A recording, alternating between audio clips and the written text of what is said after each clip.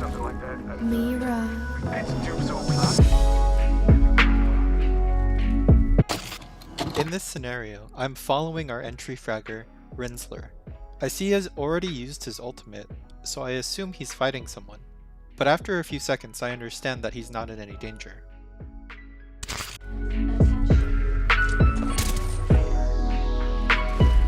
Checking that replicator coming in. I notice that Mia, our lifeline, is out in the open with her back turned against the enemy.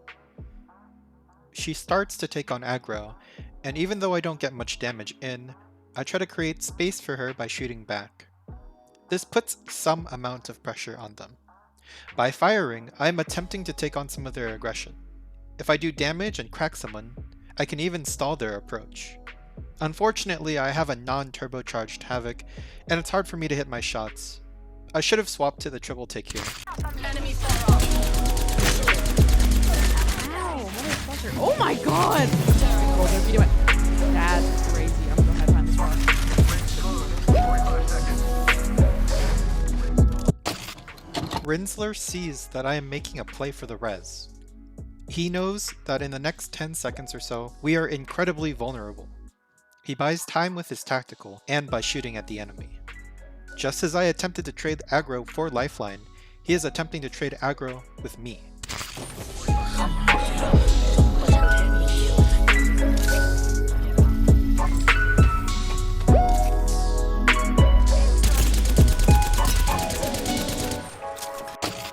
Now that lifeline has been revived, I assist Rinsler. We have the high ground, but it is still possible for him to get focus fired by 3 people. There's no need for him to buy time for us anymore, so I calm to him to regroup.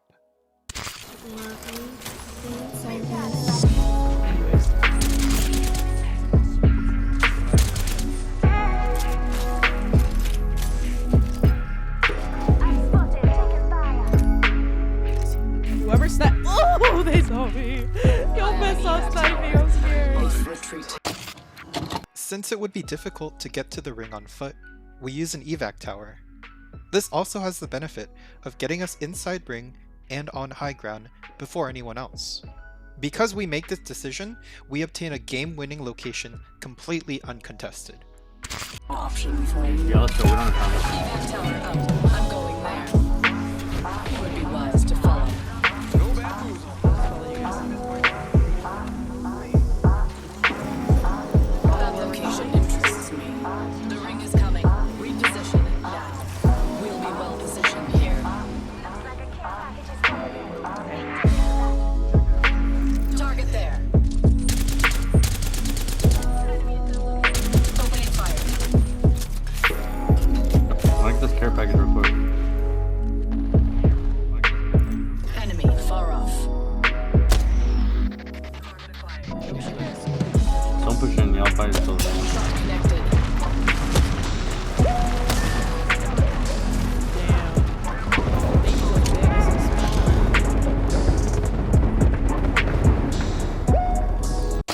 It was a risky decision not to clear out the bridge and make sure there wasn't anyone on it. In the moment, that wasn't a priority for me. Luckily, we weren't punished for not checking. At this point in time, I am thinking that if there were any enemies on the bridge, we would have been shot at by now. I am, however, worried about our flank. If someone were behind us and started shooting at us, it would divide our attention. We would have to worry about in front of us as well as behind us.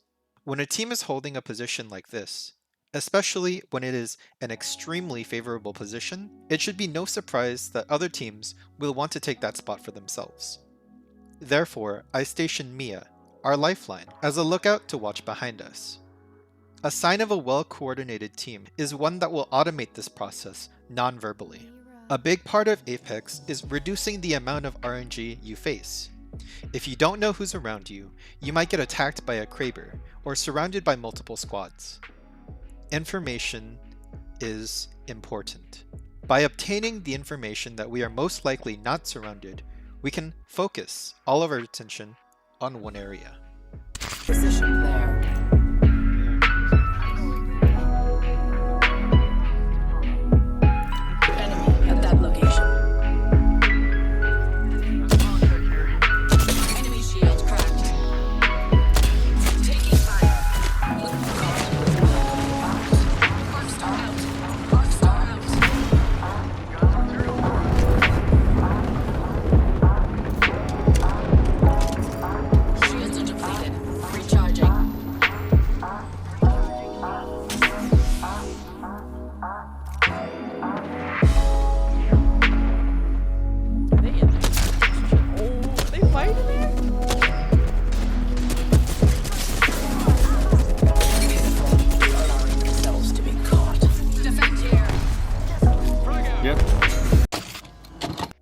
When you commit to a fight in any game, you're going to want all the advantages you can take.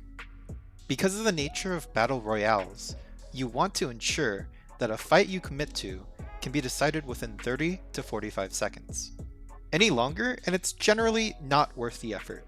You waste resources like grenades, medkits, batteries, and ammo, and the enemy you're fighting is also doing the same.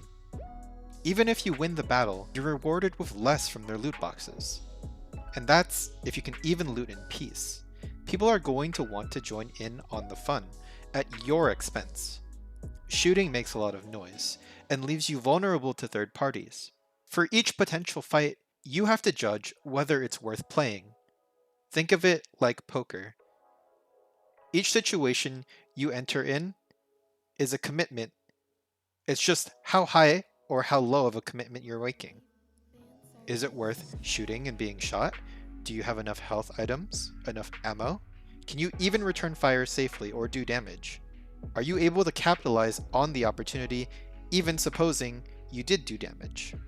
Leaving the safety of high ground to attack this squad was only worth the risk because we were able to deal a significant amount of damage to them prior to the fight, and because we were able to maneuver quickly to capitalize on the damage dealt.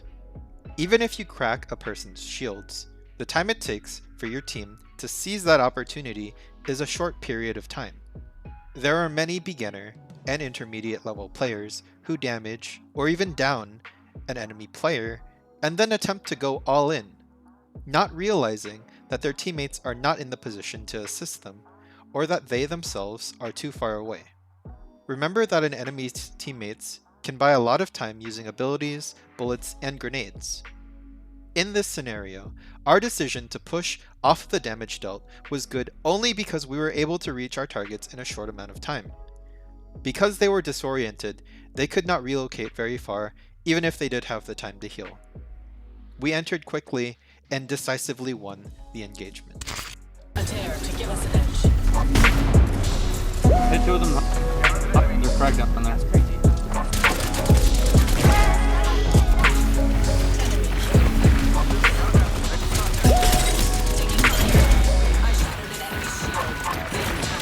That's in the side.